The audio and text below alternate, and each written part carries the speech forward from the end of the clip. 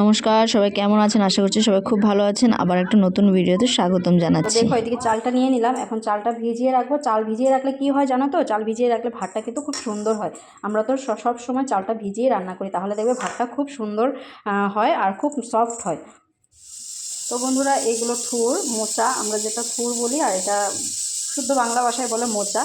তো এটা কেটে রেখেছে আর এখন এটা বানাবো। প্রথমে এটা কিভাবে বানাবো সেটা তোমাদের সাথে কড়াইটা বসিয়ে দিয়েছি। তো মোচাটা বানাবো এইভাবে। প্রথমে জলটা দিয়ে নেব কড়াইতে, আর মোচাটাও দিয়ে নেব তার সাথে।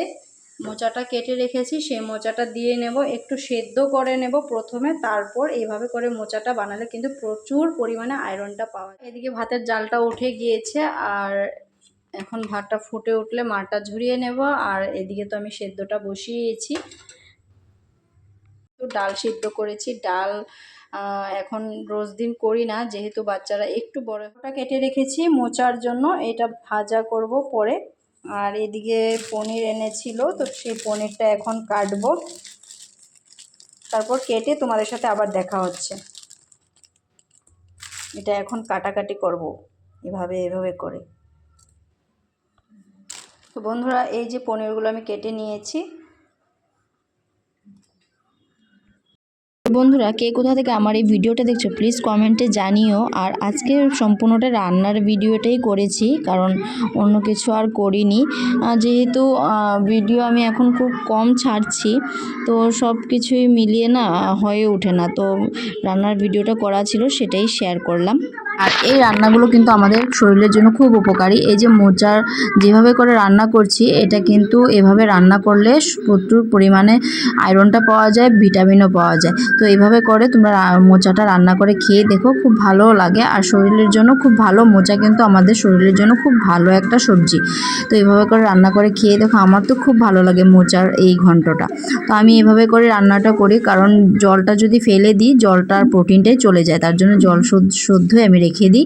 আর এখন এটার মধ্যে সব কিছু মশলা দিয়ে দিয়েছি, কাঁচা লঙ্কা, একটু জিরের গুঁড়ো আর হলুদ, নুন একটু দিয়ে দিয়েছি। আর একটু জলটা শুকিয়ে গেল, নামিয়ে নিলাম। এখন সম্বাসে ফোড়নে দেব তেজপাতা আর শুকনো লঙ্কা আর পাঁচফোড়ন দেব। এটা দিয়ে একটু ভাজা ভাজা করে নেব। আর এদিকে পনিরটা তো কেটে রেখেছি, আর এখন তেলটাও গরম হয়ে গেছে। এখানে তেজপাতা শুকনো লঙ্কাটা দিয়ে দিলাম। একটু লাল হয়ে গেলে আমি পাঁচফোড়ন দিয়ে দেব, আর একটু আদা থেতো করে রেখেছিলাম, মানে বাটা করে রেখেছিলাম, সেটাও দিয়ে দেব। আদা নিরামিষের রান্নার মধ্যে দেখবে আদাটা দিলে খুব ভালো সেন্ট হয়, ভালো লাগে আমার। তো এদিকে পাঁচফোড়নটাও দিয়ে দিলাম। এটা ভাজা ভাজা হয়ে গেলে আমি আদা কুচিটাও দিয়ে দেবো। আদাটা একটু থেতো করে বেটে নিয়েছি, তাহলে মিক্সড হয়ে যাবে। থেতো করে দিলে না কামড়ে কামড়ে পড়ে আর ভালো লাগে না। এদিকে আলুটাও আমি দিয়ে দিলাম। আলুটা একটু ভাজা ভাজা করে নেব, আর যেহেতু সব কিছু মশলা ওইটার মধ্যে দেওয়াই আছে, তো এখন আলুটা একটু ভাজা ভাজা করে তারপর ওই মোচাটা দিয়ে দেব। এবার আলুগুলো ভেজে নিচ্ছি একটু, আর হলুদ গুঁড়ো দিয়ে দিলাম, আর ফোড়নে তো দিয়েছি তেজপাতা আর পাঁচফোড়ন এগুলো দিয়ে। আর এখন একটু আলুটা ভাজা ভাজা করে নেব। আলুটা এবার ভাজা ভাজা হয়ে গিয়েছে, এখন মোচাটা যে সিদ্ধ করে রেখেছিলাম সেটাও ঢেলে দেব। আর এভাবে করে মোচা রান্না করলে না খুব ভালো লাগে খেতে, একটু ভেজা ভেজা টাইপ হয়।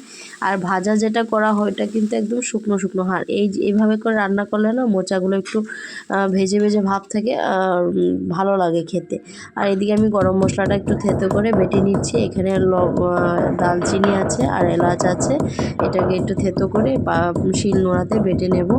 আর তারপর ওইদিকে আমার মোচাটা অলমোস্ট হয়ে গিয়েছে, একটু জলটা আর একটু শুকোবে। আর এটা ভাজা ভাজা করে নেব একটু, এইভাবে করে একটু জল জল জল জল রয়েছে, দেখেছো? তো এইভাবে শুকনো হয় না, আবার পুরো জল জলও থাকে না। এভাবে করে মোচাটা রান্না করলে না খুব টেস্টি লাগে খেতে।